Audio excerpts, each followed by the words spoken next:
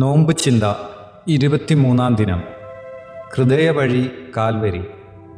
തയ്യാറാക്കിയത് father doctor VP. Joseph വലിയ വീട്ടിൽ, ഡയറക്ടർ കൃപാസനം. അനുതാപം അനവസരത്തിലും. എല്ലാത്തിനും ഒരു അവസരമുണ്ടെന്ന് ബൈബിൾ പറയുന്നു. ആകാശത്തിന് കീഴിലുള്ള സമസ്ത കാര്യത്തിനും ഒരവസരമുണ്ട്. സഭാപ്രസംഗകൻ 3-ാം അധ്യായം 1-ാം വാക്യം. ഈ വചനത്തിൻ്റെ ചുവട് പിടിച്ച് വായിച്ചാൽ അനുദപിക്കാനും ഒരവസരമുണ്ടെന്ന് കാണാം. ചിലർ ഇത് നഷ്ടപ്പെടുത്തി കളയും.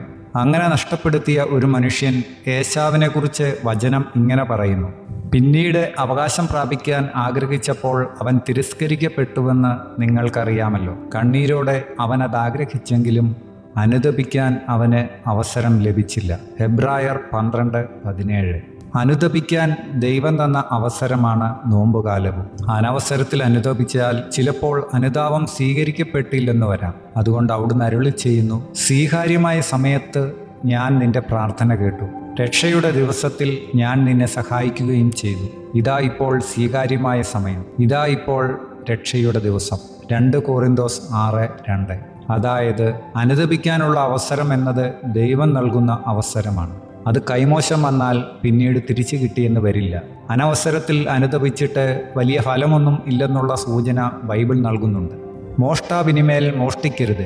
അവനില്ലാത്തവരുമായി പങ്കുവെക്കുവാൻ എന്തെങ്കിലും സമ്പാദിക്കുന്നതിന് വേണ്ടി സ്വന്തം കൈകൾ കൊണ്ട് മാന്യമായി ജോലി ചെയ്യട്ടെ. എഫേസോസ് 4:28.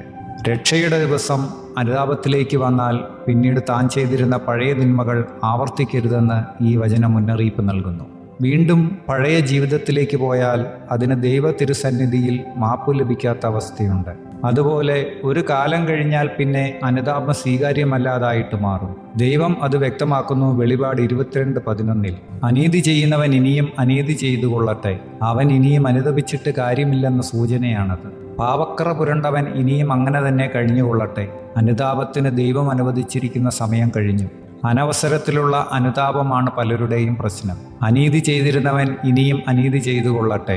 പാവക്കറ പുരണ്ടവൻ ഇനിയും അങ്ങനെ തന്നെ കഴിഞ്ഞുകൊള്ളട്ടെ. നീതിമാൻ ഇനിയും നീതി പ്രവർത്തിക്കട്ടെ. വിശുദ്ധൻ ഇനിയും വിശുദ്ധീകരിക്കപ്പെടട്ടെ. വെളിപാട് 22:11. അപ്പോൾ നോമ്പുകാലത്തെ ഗൗരവത്തോടെ സമീപിക്കണം. ഇത് അനുതാപത്തിൻ്റെ അവസരമാണ്. രോഗങ്ങൾ വരുമ്പോഴോ അപകടങ്ങൾ വന്ന് കിടപ്പിലാകുമ്പോഴോ തകർച്ചയിലോ ഒക്കെയായിരിക്കും പലരുടെയും അനുതാപം. രോഗങ്ങൾ നൽകുന്ന അനുതാപം, ആയുസ് തീരാറായി എന്ന വിഹ്വലതയിൽ നിന്നുള്ള അനുതാപം, സാഹചര്യത്തിൻ്റെ സമ്മർദ്ദം കൊണ്ടുള്ള അനുതാപം, ഇവയല്ലാതെ കർത്താവിൻ്റെ വചനം കേട്ട് അതിലൂടെ വന്ന അനുതാപം നിന്നെ കൂടുതൽ നല്ല മനുഷ്യനാക്കാൻ സഹായിക്കുമെന്ന് വചനം പറയുന്നു.